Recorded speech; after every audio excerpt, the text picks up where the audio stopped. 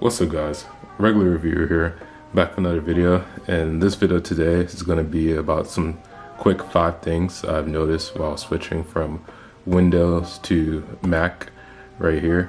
And I've used Windows laptops my whole entire life, but recently switched to a Mac about 6 months ago, so these are just some things that I've noticed that I just want to share. So without further ado, let's go ahead and get into the video.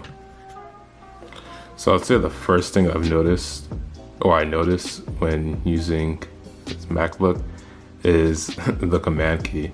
Like, never even noticed this before. I never even knew MacBooks had this command key. You know, usually on Windows, you have the control key, so you got Control S, you know, Control Z, stuff like that. But on MacBooks, everything that uses the control is now switched up to command. So now you do Command F to find, Command S to save, and so forth. And so that was a big change for me. It's still a big change for me now because I still use Windows laptops like different times at work and stuff. So whenever I come over, I have to, you know, remember to specifically push Command S, you know, and stuff when I'm saving.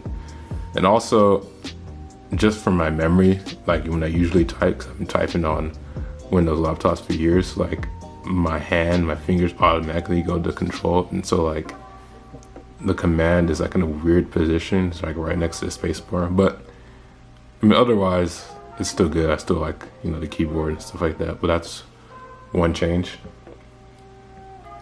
And the second change is, I'll say, the trackpad. The trackpad here is very, very, very good.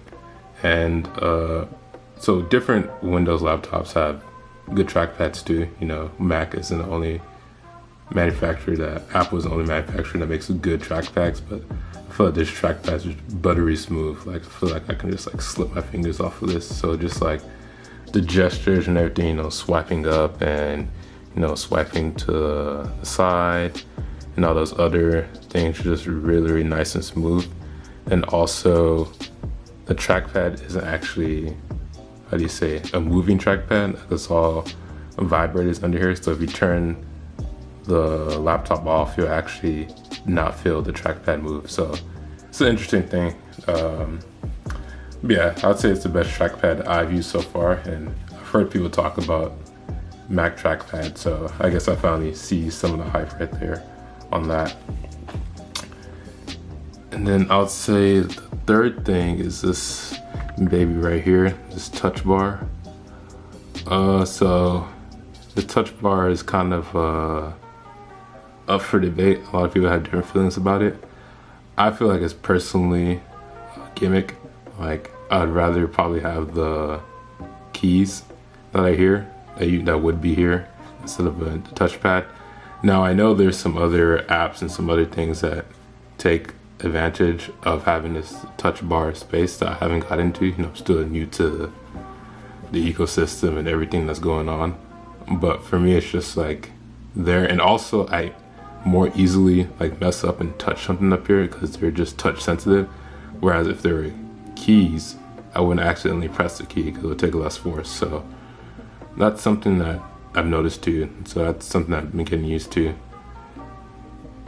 The fourth thing is kind of on the operating system itself. Like, if I close something, like if I guess this is just the default setup.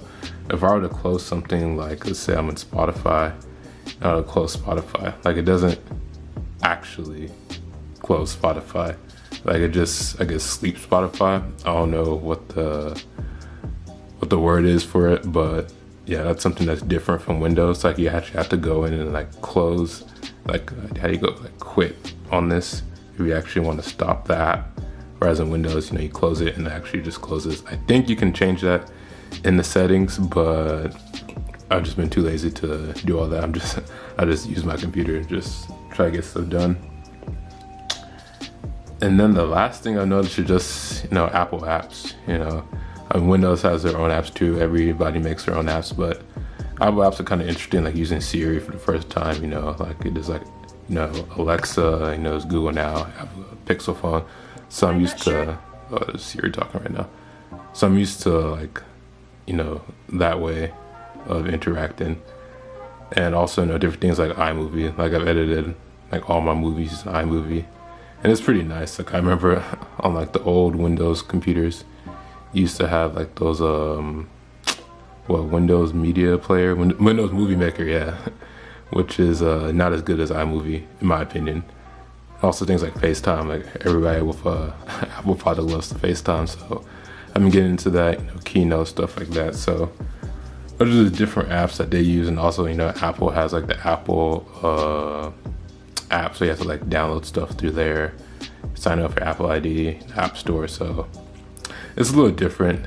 I'm still getting used to that, but yeah. So those are just quick 5 things that I've noticed when switching over to Mac from Windows, and that's it for this video. So thanks for watching. Like and subscribe. Peace out.